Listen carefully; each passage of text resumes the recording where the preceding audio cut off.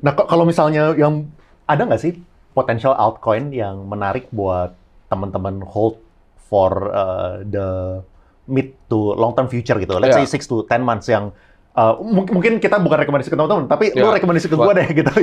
Financial advice ya Lu jadi. financial advisor ke Leon aja bukan ke mereka. Satu, gue mungkin karena tesis kasino gue masih ada, jadi itu orang suka berspekulasi di meme coin. Jadi Solana will thrive, si apa altcoin ini. Disclaimer, video ini dimodifikasi dari sumber terpercaya dan disajikan dalam kerangka penggunaan wajar untuk meningkatkan literasi finansial.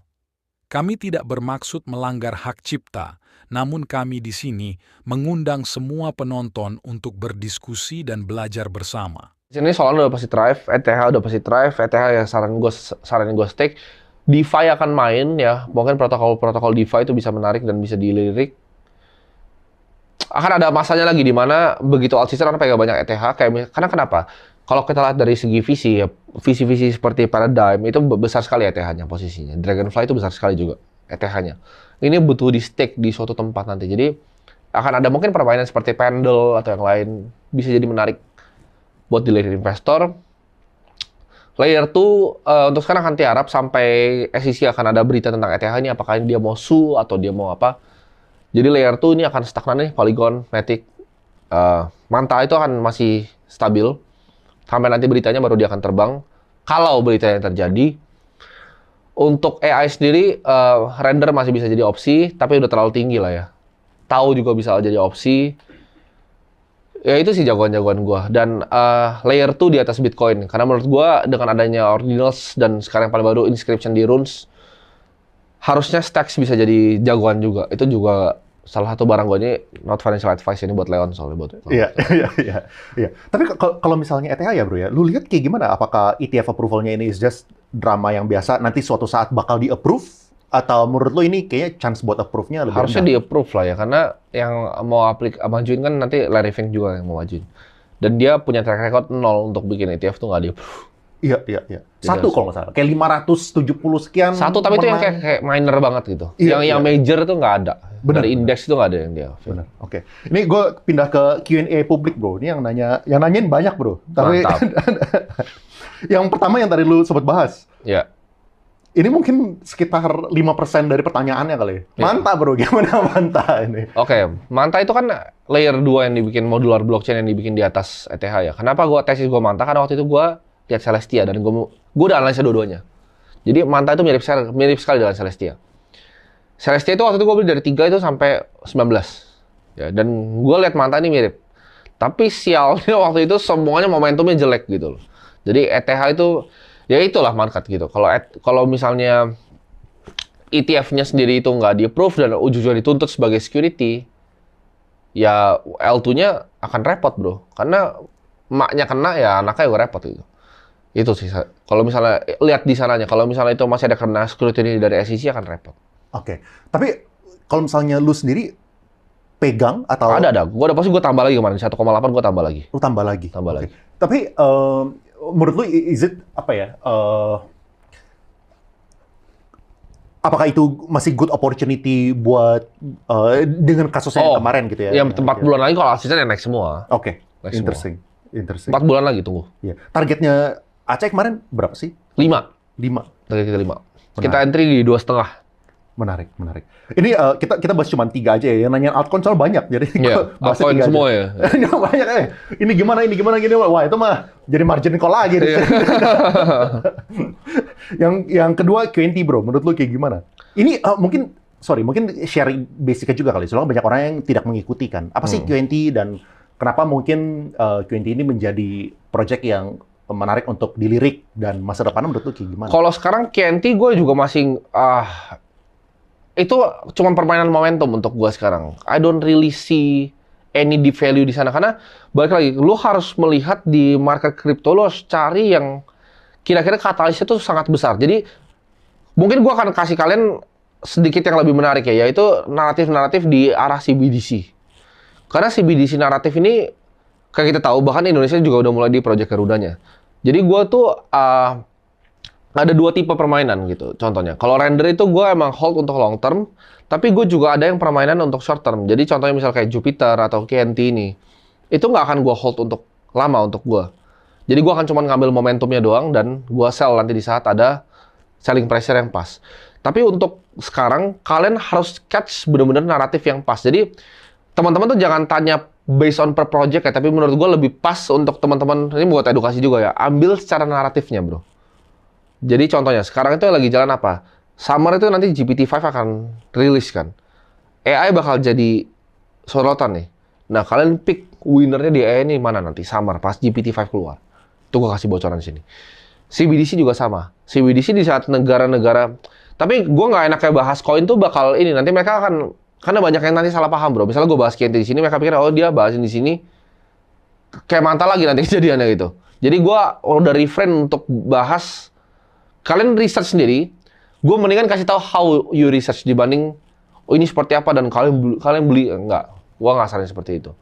Just do your own research. Tapi kalian pelajarin yang dalam gitu. Karena tapi kripto juga sendiri unik bro. Karena kalau ketika lu pelajarin dari white papernya, nggak semua orang bisa langsung paham. Jadi pelajarin naratifnya dulu.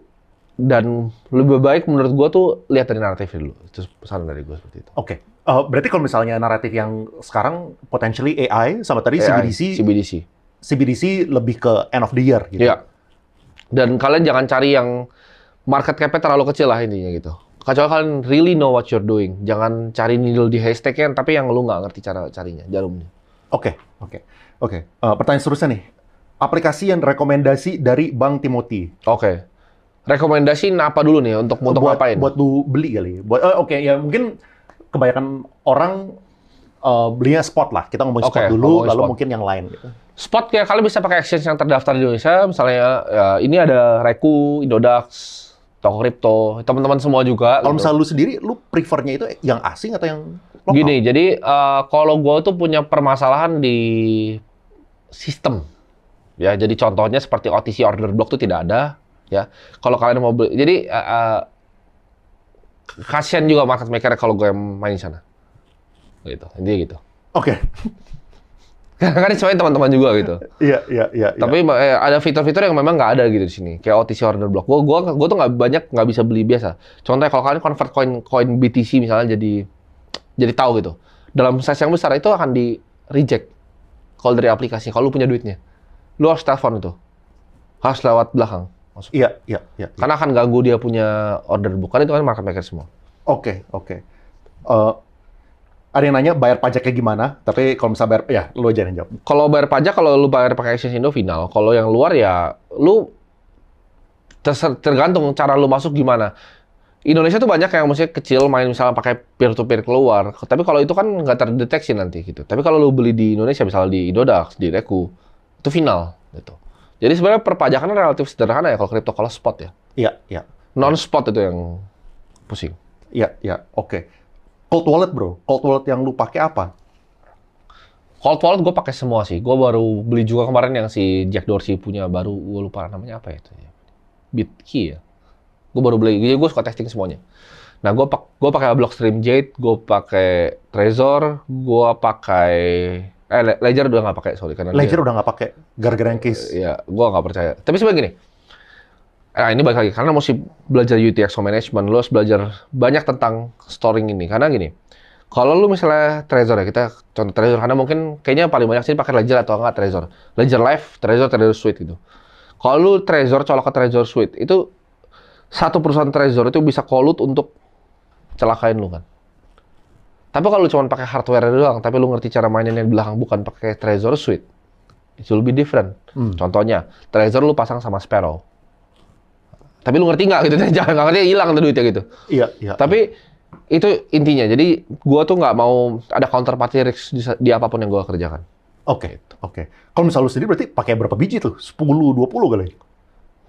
5, 6. 5, 6. Lu ada advice nggak sih? Kayak berapa yang... Kalau misalnya lu udah punya duit sekian, ya mendingan lu masukin di cold wallet aja gitu. Sebenarnya bisa boleh berapapun sih, karena itu untuk belajar. Tapi ya 100 juta lah. 100 juta menurut lu? Itu gara-gara apa? Gara-gara harganya? Oh, kalau itu kan sesimpel kan nominal value ke harganya kan. Karena Iya. itu kan masuk ke 3 jutaan lah ya. Gua Benar, lupa benar. sih. 3% dari 3 juta tuh. Iya. Sizable loh. iya Beli barang. benar benar. Ya gue mending taruh kayak di exchange kayak begini. Oke, taruh di exchange. Oke. Terus ada nggak sih general tips buat orang-orang? Gue nggak tahu ya ini seberapa deep pengetahuan cold wallet yang semua orang harus tahu. Tapi yang paling Iya. simpelnya apa sih supaya mereka jangan sampai hilang gitu duitnya? Oke. Kalian harus tahu yang namanya resiko. Ini jadi risk assessment. Pertanyaan asik. Jadi kalau resiko itu ada macam-macam. Ada dari manusia, ada dari manusia itu diri sendiri, keluarga, teman yang bekerja. Itu resiko tuh. Ada juga resiko yang di luar gitu. Misalnya tapi gini, resiko paling besar dari cold wallet itu resiko manusianya sebenarnya. Antara lu bisa dihilangin sama pacar lu, sama mak lu lupa taruhnya di mana. Tapi simpelnya gini, kalau lu belum mengerti, dan sebenarnya nggak perlu mengerti, jangan di multisig. Maksudnya gini, lu sok-sokan pakai 24 seed phrase-nya. 12 is enough ya. Jadi yang si Adam Beck yang bikin Blockstream itu juga pernah bilang bahwa 12 kata is enough itu. 12 kata is enough. Lu nggak perlu 24 terus lu nggak ngerti masukinnya. Pelajarin dulu 100 jam tentang Bitcoin dan cold storage baru lu boleh, saran gua. Pelajarin apa itu public key, apa itu private key, kriptografi itu seperti apa, cara kerjanya seperti apa. Simpennya, storage-nya, jangan pernah taruh di device yang bisa terkonek sama internet, ditaruh di nodes kayak begitu. It's very easy untuk dihack gitu. Berarti saran lu mereka beli laptop khusus buat Kalau protokol untuk connect-nya sama lagi. Jadi kalau protokol untuk connect-nya agak ada bagusnya internetnya yang kita pakai bukan internet dari misalnya kafe-kafe itu standar lah ya. Tapi ya sebenarnya banyak sih protokolnya. Lu internet yang nggak pernah kecolok bahkan ke internet gitu. Kalau maupun bener-bener pakai VPN yang lu bound servernya banyak gitu. Ya, tapi makanya ini kan untuk yang orang bilang namanya cypherpunks ya. Jadi para cypherpunks ini. Gue yakin banyak yang di sini bukan cypherpunks. Jadi mereka Sparrow aja nggak tahu itu apa. Dan mereka nggak don't even bother to try dari Trezor dicolok ke Sparrow untuk mereka nggak mau ngerti gitu UTXO management. Makanya menurut gue ada kayak exchange seperti ini kan. Ini gue yakin Reko juga nggak mungkin simpan sendiri duitnya. Nggak berani juga pasti dia simpan sendiri. Gue yakin belakangnya itu antara pakai Fireblock atau nggak BitGo. Karena semuanya begitu, pasti sama. Mereka pasti punya custodial. Dan sama, misalnya gini, Bro Leon misalnya taruh 30 miliar lah di Reko. Lu coba deh tarik. Apa yang terjadi? Di sana pasti ke bosnya juga, kata teman kita juga. Saya, untuk ngomong ini, gue ada yang mau keluar 30 miliar. Tetap begitu, tetap manual, bro. Karena mereka nggak akan percayain bawahannya yang buat keluarin uang 30 miliar ke kliennya, ke nasabahnya. Iya. Akan tetap mereka juga yang angkat telepon. Gitu. Oke, pertanyaan seterusnya nih bro. Ini agak random. Kapan Encek mau menikah? Waduh, kalau menikah nanti dulu lah ya. Nanti dulu. McLaren masih kurang banyak. Kurang banyak McLaren-nya ya. Berapa pajak McLaren? McLaren yang mana? McLaren yang mana? McLaren yang mana? Berbeda. Yang mana? Yang warna apa? Yang mana yang warna apa itu? Yang mana warna apa? Beda-beda soalnya pajaknya. Range?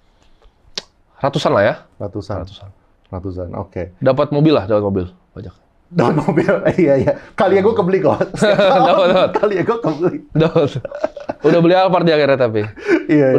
Udah bertobat ya. Enggak, tapi tetap kok. Mobil utama tetap kali ya. Oke. Main car ya. Main car. Iya. Bawa ke acara nanti dong kok. Oke. Udah diundang, tapi nggak bisa. Oh, di nggak bisa. Eropa. Lagi di Eropa nanti. Di Eropa. Tapi ada Prof Kakak. Dan itu mungkin gara-gara mereka lihat Prof Kakak, VIP-nya langsung sold, bro. Oh iya, langsung rame. Habis gua upload, ada muka orang-orang, ada Prof Kakak, wih langsung habis.